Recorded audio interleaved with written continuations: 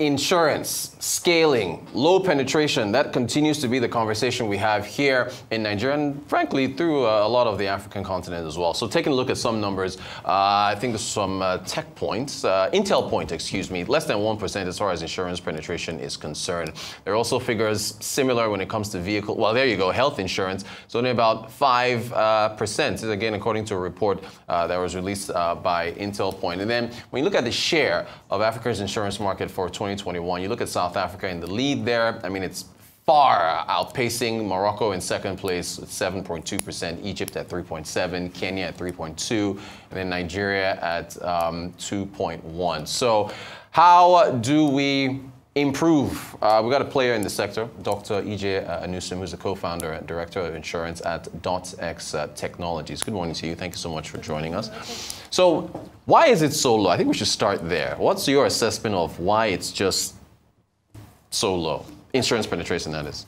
All right, insurance is a very interesting product, like we're discussing. It's a product where you're buying it for the future. Yeah.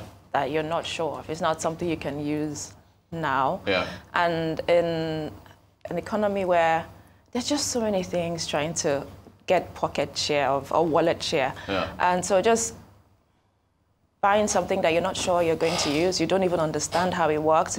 There's just so many other priorities.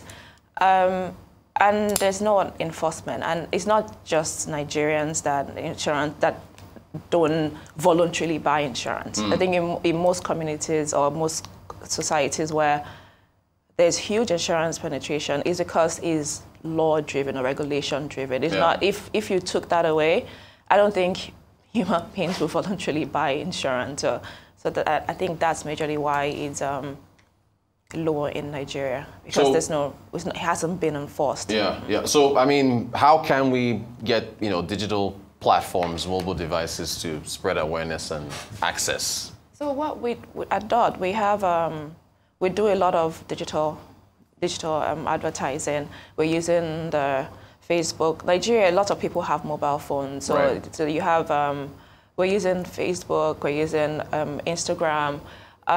It's just using those platforms. There's SMS marketing. WhatsApp communities has become really huge now. So using that and just, we need to lean in really heavily on education because it's a very, it could be abstract insurance because people, they don't really understand it, and it's the idea of the pooling of risk. So a lot of people have to pitch in their money for it to be able to make sense. So letting people understand how it works for starters. And then accessibility as well. What are the different channels? So I understand that I need insurance, but how do I buy it? Right. What are the different ways I can buy it? Like online, within how can I buy insurance within my community? Can I use an USSD code and I'm able to get information and access? So it's just using all of the channels that are available to make sure there's awareness and also access. Yeah. What about affordability? Using data analytics, AI, which is the rave, can those be enforced to improve affordability? Yeah, I don't know about enforcement, but use for sure. Yeah. For sure, AI is going to be definitely useful. First of all, for even curating the plan, making them more personalized. Almost everyone has a smart device that is checking from their blood sugar levels to their BPs, how active they are, and you can use some of that data if you have access to it, to customize a plan that is unique to every individual. So you're not just having plans that have frills that might be over bloated, that don't serve the unique needs. And in addition to that, you can also use the data to, insurance is about, you have to match risk and then also make sure that you're preventing fraud. Right. So pricing the policy is so essential because probably I think when we were starting out experimenting with the pricing is so important because you have to get that right. If not, there's no adoption. Dead on arrival, for want of a better word. Yeah. And then it could also help with the processes. There's a lot of admin work that goes on with with insurance, making an insurance policy work, or making insurance that is around the insurance business in general. So from the process, automating your claims processes so that with your customer experience, then with the part that concerns the clients is when it's time to claim, right? So it helps you with the claims process, so you can almost provide instant as possible claims for the customers, because that's when you've taken someone's money, when it's time to pay up, that's when you'll see, you better deliver. Yeah.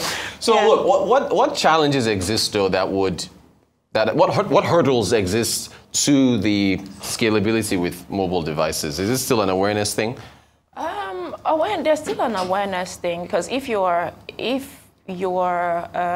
trying to sell most of your products, which is what digital adoption is through, say, a smart device or something, then you need to think about, do you have the right infrastructure? Because Nigeria is not just the cities. The majority of Nigerians live outside of the cities. So do you have the infrastructure to support that? And in the cases where you can't build the infrastructure, can you partner with, say, the mobile devices? Can you use USSD? And then the agent network have been very instrumental in helping to drive digital adoption, because they're within the communities. They can sell some of the products off of their POS devices. So they've helped in the sale and the push and adoption of some of these digital services. Yeah. All right, look, I want to hop on to financial inclusion. I guess they're kind of linked, right? As far as the unbanked are concerned, there's a lot of talk about digital financial services that can bring access to them. So are we having a similar conversation here when we talk about financial inclusion now, macro view, for just getting the unbanked banked? Is it again through devices? Is that how that's going to work, or how do you think that's how we can scale there? Yeah, so inclusion presupposes that you've excluded some people, right? Right. So for you to bring these people in, just understanding why have they been excluded in the first place, understanding what the challenges are with these particular people, what the difficulty is for a traditional bank to reach customers like this, and if they have products for them, why are they now not buying this product? So it's between the trust awareness is really key. Again, just understanding what the product is, how it works, reducing the barrier to entry. So are the products are they simple to use? Wallet systems are really becoming huge now, because it's low cost. It's easy for them to use the service to do basic transfers, and it's not a bank, right? So it's easy. So just making sure you understand the customer, where they are, the language they understand, affordability, because if you're at my doorstep and you're selling something and I can buy it, I can buy it. So just making sure that it's at the price point that that makes sense for the customers. Yeah. We've got radio stations in the country that are in Pidgin English, right? And I once tried to challenge myself to explain a company's earnings in Pidgin English, or even inflation. I just tried. This did it. I said, let me just practice this thing. I imagine I would go on this radio station and just talk about economics in Pidgin English, and it was really difficult. Okay, so I want to ask you about. Imagine talking about earnings per share or net profits in Pidgin English, but how do you, when you come to the rural areas and meeting people where they are, when you talk about coming to your doorstep and so on and so forth, how do we bridge that gap in terms of the financial literacy? How do you get financial literacy to the far regions of the country where you're not speaking English to these people? You have to speak their language. You have to make it simple. Yeah. So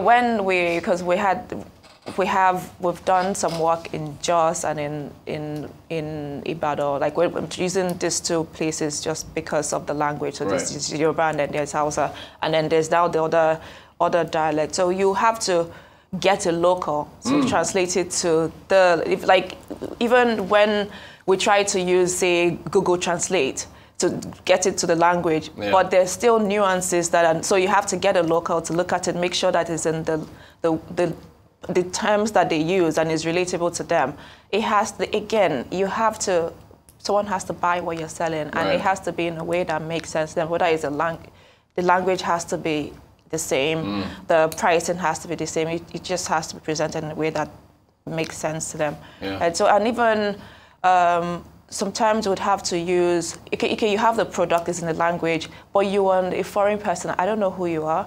So using the influential people, like whether it's their pastors or the imams or whoever is influential within the community to help you be like your spokesperson also helps. And there was a time when we even had to dramatize insurance. We had actually we did a drama. So you have to be creative. The important thing is to get the message across, right? And you have to make it in a way that it makes sense. If you're truly trying to serve the people, it has to be in a way that makes sense to them. You can sell stuff through entertainment. Huh? Well done. So Jamie Dimond was in Nigeria not too long ago. We covered his talk live. He was praising Nigerian Fintech, saying that they're going to be vehicles of financial inclusion. You sharing that sentiment? How do you think the Fintechs can play a role? Yeah, I have, I'm Fintech. Yeah, you are a Fintech. So yes, for sure. So of course you say yes. No, but it's not. I'm not biased though. It's true. It's like a lot of work has been done in the past how many years since Fintech became a thing, and so Fintech have a unique advantage is that they don't. Is regulated, but it's not. They don't have the stringent hurdles that traditional banks have to contend with. So that, and then the cost structure is not just as heavy as a traditional bank that they have brick and mortar. So the combination of that means that they're able to be more innovative, more nimble. They're able to create lower cost services to that because they are passing on some of those savings to their customers. So it's just the speed to, and they're also, a lot of fintechs are community-based. They have agents, the agents that are usually members of that community. So being there, there's that trust factor. They can help with educating with the literacy because they are within the community. They can help you with the onboarding of the customers. So yes, Fintech is going to save the world. They will save the world. All right, one more question for you. The Central Bank of Nigeria, I mean, it's looking at 95% financial inclusion. I mean, you think that's lofty, highly ambitious? What do you think? You think we can get to 95%? I think Kenya is at 80 or 75 or something. So with M-Pesa and all that good stuff. So how do you think we can get there?